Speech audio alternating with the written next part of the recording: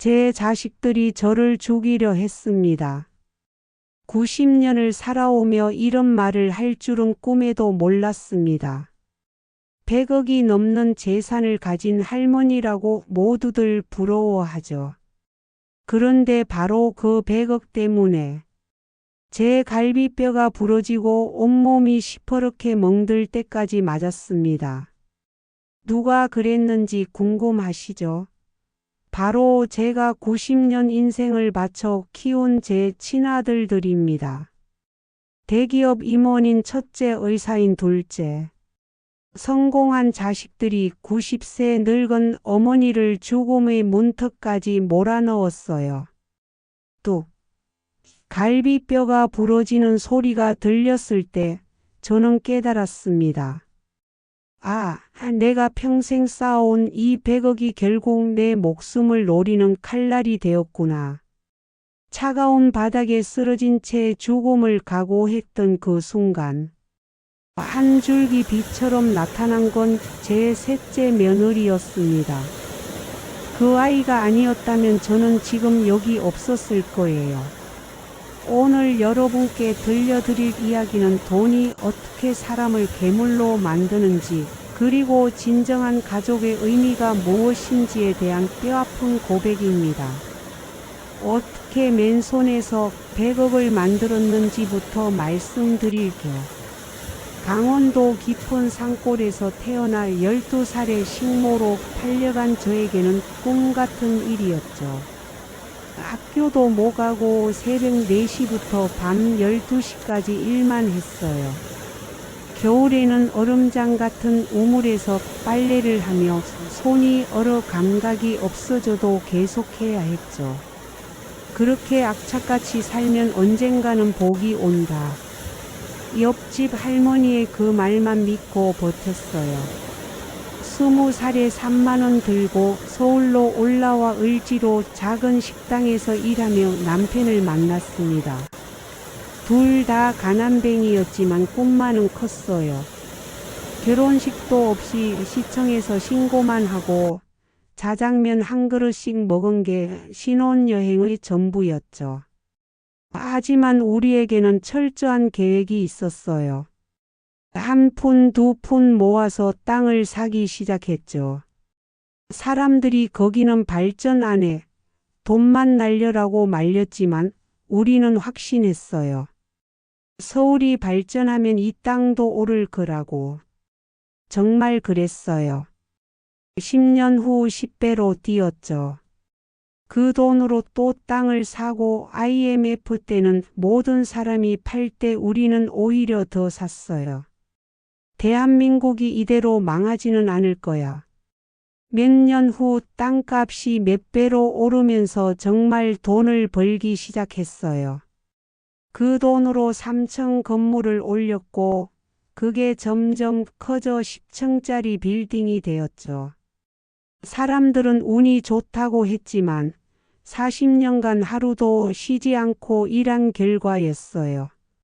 그렇게 통장에 100억이 넘는 돈이 들어있게 되었습니다. 아이들도 제가 바라던 대로 성공했어요. 첫째는 대기업 임원, 둘째는 의사, 셋째는 사업가. 모든 게 완벽해 보였죠.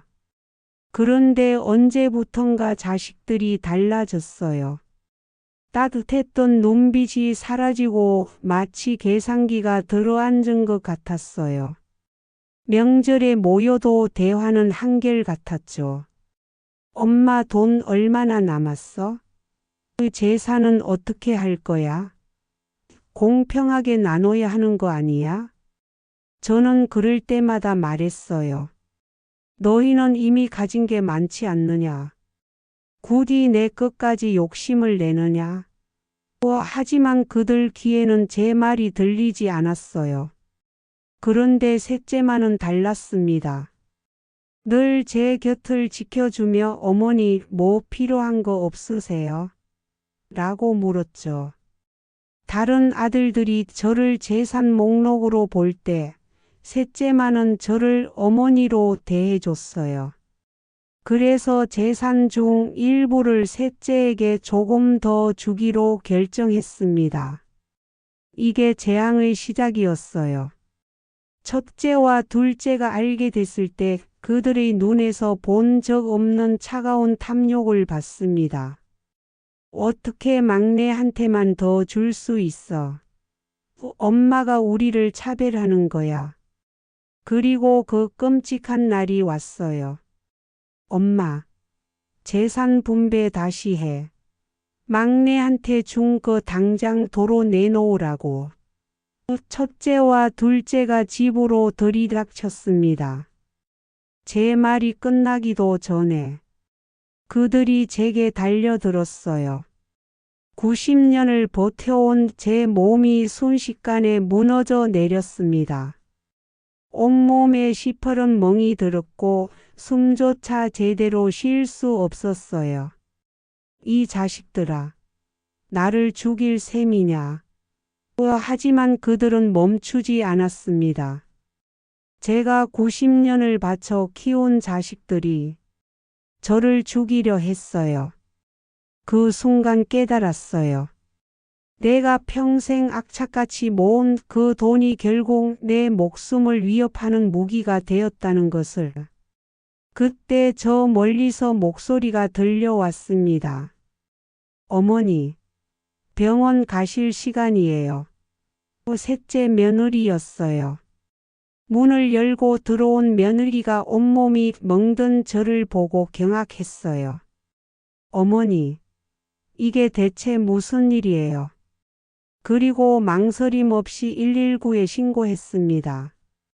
아들들이 협박해도 저를 살리기 위해 용기를 냈어요. 그 순간 저는 깨달았어요. 진짜 가족이 누구인지를. 병원에서 갈비뼈 여러 개가 부러진 걸 확인했어요. 하지만 몸의 상처보다 마음의 상처가 더 컸죠. 병원에 와준 건 오직 셋째 며느리뿐이었어요. 매일 제 곁을 지키며 어머니 괜찮으세요? 제가 지켜드릴게요라고 말했죠. 제 자식들은 경찰에 붙잡혔고 재판이 시작됐어요. 법정에서 그들은 뻔뻔하게 변명했어요. 어머니를 다치게 할 의도는 없었다. 우발적으로 벌어진 일이다. 그 모습을 보며 정말 복잡한 마음이었어요. 분노도 있었지만 한편으로는 너무 안타까웠어요. 어린 시절 제 무릎에서 잠들던 그 아이들이, 제가 밤새워 간병했던 그 아이들이 어떻게 이런 모습이 되었을까 하고요. 돈이 제 아이들을 이렇게 만들어버린 게 원망스럽기도 하고 제가 너무 많은 걸 줘서 그들을 망쳐버린 건 아닌가 자책도 됐어요. 셋째 며느리의 용기 있는 정언 덕분에 진실이 밝혀졌고 아들들은 제값을 치르게 됐지만 어미의 마음으로는 여전히 아프기만 해요. 사람들이 물어요. 할머니, 100억 때문에 이런 일 겪어서 후회되지 않으세요? 후회하지 않아요. 그 돈은 저를 키운 게 아니라 제 자식들의 영혼을 좀먹고 제 삶을 파괴하려 한 독과 같았거든요. 제가 90년을 바쳐 쌓아 올린 것이 결국 저를 향해 날아온 칼날이 되었으니까요. 이제 저에게는 셋째 아들과 그 며느리만 있으면 돼요. 그들은 돈을 보고 온 게 아니에요. 셋째 며느리는 자신의 아니보다 저희 목숨을 우선했어요. 그 용기와 진정한 사랑이 100억보다 훨씬 소중하다는 걸 깨달았어요. 90년을 살아보니 깨달았어요. 가장 가난했을 때가 가장 행복했다는 것을. 남편과 자장면 한 그릇 나눠 먹으며 꿈을 키우던 그때, 아이들이 제 무릎에서 잠들던 그때가 진짜 부자였어요. 100억이 있어도 자식들이 저를 죽이려 하고 한 푼 없던 며느리가 목숨을 구해줬어요. 돈이 많을수록 진짜 가족이 누구인지 더 선명하게 보이더라고요. 여러분도 기억하세요.